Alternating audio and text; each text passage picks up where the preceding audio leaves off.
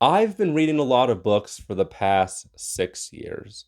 And I used to exclusively read nonfiction, but for the last few years, I've been reading fiction. I've been reading escapism, and I've been enjoying my reading journey. So that's why I think this week's going to be a difficult reading week for me. I'm reading books I don't usually read. I'm picking up some nonfiction. I'm picking up a book from a Nobel Prize winning author that I'm unfamiliar with. I'm going to pick up some more Dean Koontz. I'm going to try to return to a series that I'm enjoying very much. And that's the only book I'm sure I'm going to enjoy. But yes, high literature, nonfiction, Dean Koontz. I'm nervous for this week's reading. I hope I can get a lot of reading done, but I'm hesitant to say it's going to be a very successful week. But I'm going to read things, I'm going to think about them, and I think it's going to be interesting. Welcome to the reading vlog. The three books I'm definitely going to try to read this week are Jack Townsend's Tales from the Gas Station Volume 2. I know I'm going to love this book. I read the first installment. It reads very much like a creepy pasta from the early 2000s. I love it. It's funny, it's thrilling, there's some horror aspects, maybe some cosmic horror aspects. There's a great mystery at the center of the series, and I look forward to seeing how the mystery unfolds as I get more details, and then hopefully I'll be halfway done with this quartet by the end of the week.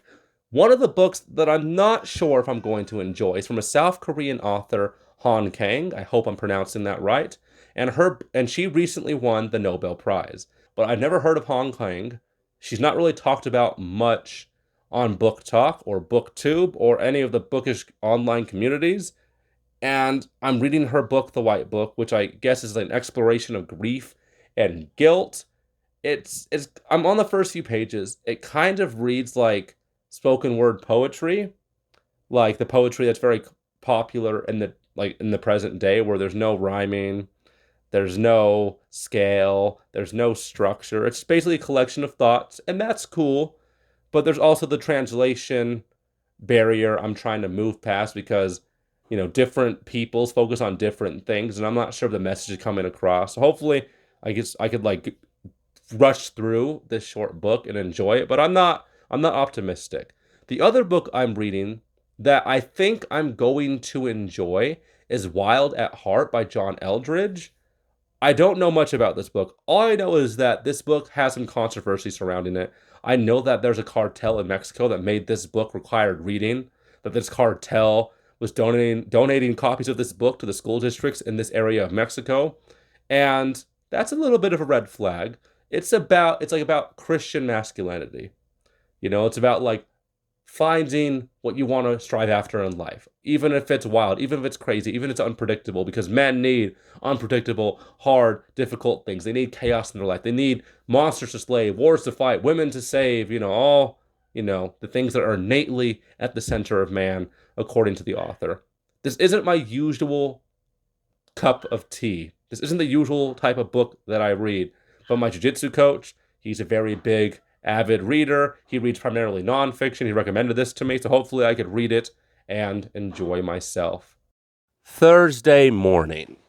I'm not going to finish Wild at Heart this week. I just can't binge nonfiction like I used to. When I was in college, when I first started reading 100 books a year, I primarily, almost exclusively read nonfiction. But now that I actually enjoy what I'm reading, I'm not just reading books to become a better lawyer in the future, to become a better campaign manager, to finish my degree, to get ahead of my peers in school. I can't read nonfiction like I used to.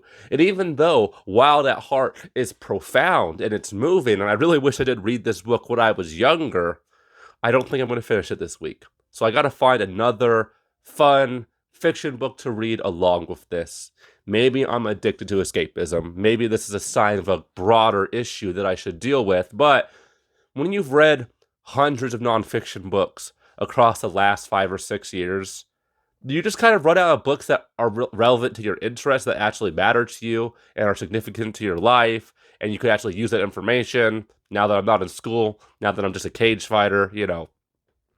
Life is different. I'm a parent. I want to enjoy what I'm reading. I want to think about things in the abstract. I want to think about things in the theoretical. That's why fantasy, sci fi are so special to me. But yeah, Wild at Heart, wonderful. You want to see how I feel about this book? Come to next week's vlog. I'll tell you more of my thoughts about it. Friday, I finished Photographing the Dead by Dean Koontz, the second installment in his Nameless series, which is a series of Amazon original stories following a vigilante with no memory of his past with psychic powers as he hunts down serial killers and bad guys. Basically, it's the Dexter series without the wit and humor, and I love it. It's the first Dean Koontz series that I've tackled, and I'm liking it. I like the writing style. I like how Dean Koontz is straight to the point. I like how he has all this information. He gives the reader so much details about the weapon, about the holster, about the government, about the technology, and then he just throws psychic powers in there. It's like, dude, you're trying to make this a very realistic story, and then you just add psychic powers, which make it not super realistic. But that's kind of what fiction's all about, making some things relatable, making some things impossible to relate to. Tomorrow, I'm gonna finish The White Book by Han Kang, and I'm like halfway done with it. I'm not sure if I like it. I think Korean literature in general doesn't resonate strongly with me. Perhaps it's a translation issue. They just focus on details and different minutiae of things than I'm used to focusing on in literature. But yeah, tomorrow we'll see how that goes. Saturday night, I just finished The White Book. It was beautiful. I did not like it. I'll talk more about it tomorrow. I'm still formulating my thoughts. So, what did I think about The White Book? It was beautiful. It was thought provoking. There were some moving passages about grief and guilt, lots of existential crisis type thoughts. And I don't think I liked it. I did not like it almost at all. I did not enjoy it. Even though there were some very moving, beautiful passages, I don't think the author ever really addressed how she is dealing with her grief. She is just acknowledging it. And sometimes that's all you can do with grief. Sometimes you don't get over the bad things, the sad things that happen to you. Sometimes you just learn how to deal with them. And you find yourself going back to those things all the time and formulating thoughts. And those thoughts get deeper. Those thoughts get more complicated as we grow into more complicated, deeper individuals. It was beautiful. The author's exploring feelings of guilt and grief relating to the death of her sister. Essentially, before our author was born, her mother was pregnant, and the baby was born prematurely. It was a young girl, and the baby only lived for a few hours.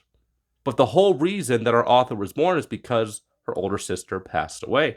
So our author feels guilt because she's like, I wish my sister survived, but I'm happy with the life that I have. But I know that I wouldn't exist if my sister had lived. And there's a lot of conflicting, confusing emotions and thoughts with that I can't begin to relate to. And the author, I thought she was setting up the reader for a great, cathartic, beautiful thought that would give kind of a solution, kind of give her breakthrough about how she deals with this. And we never got that. And I guess sometimes there's just some great mysteries in your life you're not going to get answers to. Maybe that's the point. Beautiful exploration of grief and guilt that I think was a miss for me. But there were some beautiful passages. It's only 160 pages. Definitely worth your try. Surprisingly, Dean Koontz saved this week. I lost steam reading Wild at Heart, even though it's amazing. I'm just not in a nonfiction mood. Perhaps I could read it next week when I'm not also reading a Nobel Prize winning highbrow literary work. Tales from the Gas Station, I lost motivation for that because, read the White Book and I was kind of done reading for this Sunday. And then I spent time with the family, grandbabies, my parents. It was a good time. Dinner, I got worked out with my younger brother. I played with the horses and the chickens. It was a good time. But I got home. I did not want to, read the last 180 pages of Tales from the Gas Station in 4 hours because I feel like if you're really enjoying the story, you're really loving the speed at which it's progressing, you don't need to speed through it. I feel like they kind of ruined the reading experience. I'm loving this series. I want to take my time, bite into it at a more natural pace. So I got home and I read another nameless novel by Dean Koontz, The Praying Mantis Bride. And this is my favorite installment. Dean Koontz gives the reader all the information they need. He has great pacing. He has fun, good, punchy dialogue. He has very educated word choice. And for a thriller author, like lots of good, like $1 million words. I really liked that. And Nameless, our protagonist, is really cool. You know, he's a vigilante with amnesia about his past. He's hunting down serial killers. And in this installment, he's hunting down a Black Widow, a woman that kills her husband. She's sociopathic, she's superstitious, and Nameless is hunting her down. But at the end of this book, it's just like very hyper detailed book where Dean Koontz is giving the reader all the information they need. And then to resolve the plot, just some sidekick unexplained stuff happens, and it's just like, well, there are some great mysteries on this earth we'll never comprehend.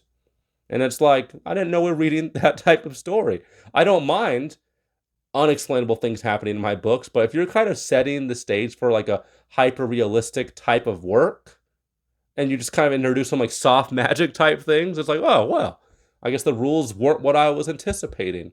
So, yes, interesting work. I'm going to be continuing on through the Nameless series. I think I have 9 more stories in the Nameless series, 3 more in season 1, 6 more in season 2. So I'm definitely going to finish season 1 next week. I'm enjoying it. Dean Koontz got nothing on Stephen King, but he writes good, riveting, thrilling stories. I could see why he's my stepfather's favorite author. This week, in terms of page count, 447 pages. Not bad. In terms of actually reading the books I wanted to get read, a failure. I only ended up reading one of the books I really wanted to get done, and that was the White Book. And I did not like it, and it sucked all the joy out of my reading this week. Wild at Heart, really good, but I wanted to take my time. I really wanted to digest what the author was saying, so I couldn't binge that this week. But Dean Koontz saved the day. 2 Dean Koontz stories, 1 work by Han Kang, and I could see why she's a Nobel Prize winning author. Perhaps I'll enjoy some of her other works more. This week was very much a setup week. Next week, I think I'm going to be reading all thrillers and horror and possibly finishing Wild at Heart. I think that will make for a very interesting week. Perhaps the reason I failed at my reading goals this week is because on Monday, I gave myself an out. I was talking about how I was worried and unsure about how the reading was going to go. I gave myself the option to fail, and I'm not doing that again. But maybe it'll just be easier if I read books I know I'm going to enjoy for the rest of 2024. This week was okay, a failure, but a productive failure. Next week's hopefully going to be much, much better. Thank you guys for watching this reading vlog where I read and I think about things, and I'll talk to you guys next time.